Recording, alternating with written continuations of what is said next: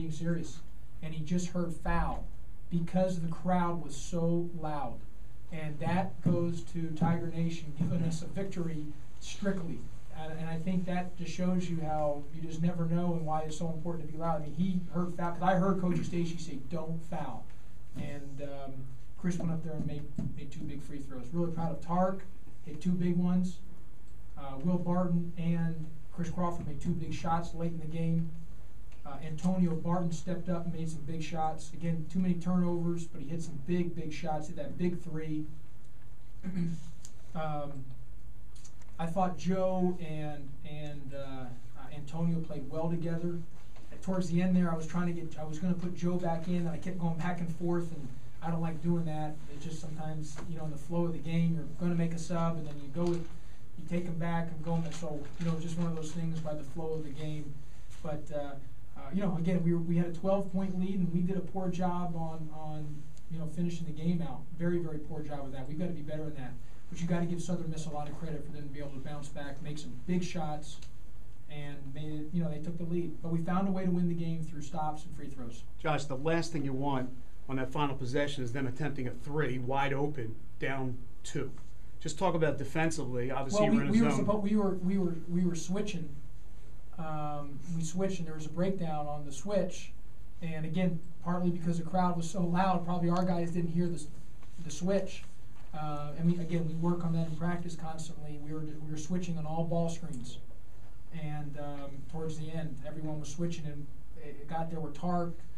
I think it was Tark and another guy. I'll have to watch the film exactly, but went with 2 guys, and one of them didn't switch back. But I think part of it was, that's an automatic. Now, obviously, we work it constantly in practice, but again, you don't have 18,000 people screaming during practice. So I just think that was one of those things where it's. They knew what they were supposed to be doing, but I think because they didn't hear and we got miscommunicated and we got lucky that the kid missed a shot. A wide open look, by the way. It's almost the exact same situation as down there last year when Moose hit the one with you guys. Yeah. Down 2G.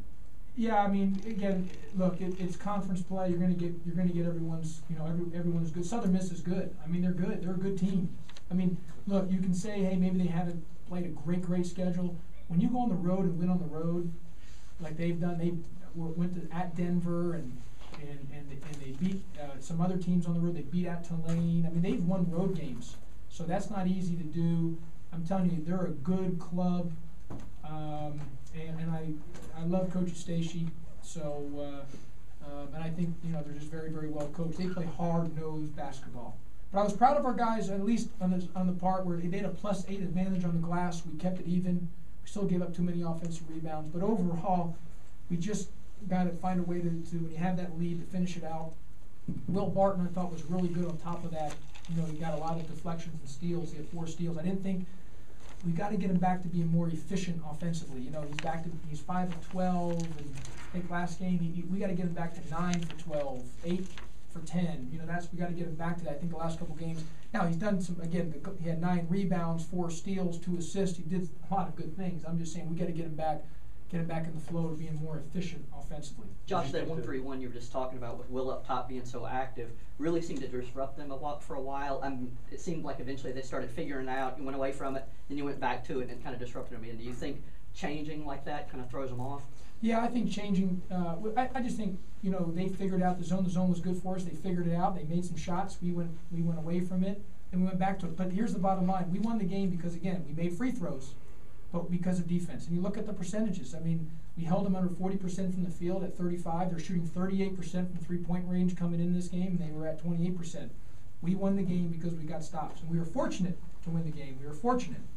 But we were able to get some stops. And we were able to get some stops in some times when offensively we made some boneheaded turnovers, and we just got stagnant, and we just got to not be able to do that. And it's frustrating that we continue to do that. And when you have times when you're just giving away points, there was a couple plays that I thought were key when we had chances to really pull away, and we didn't execute on some things offensively. I'm not going to say any individual play because I don't want to call out any individual person, but there's just some things where we've got to just execute better and finish. We just can't give away buckets on that. But basketball's a game of runs, and we found a way to win the game.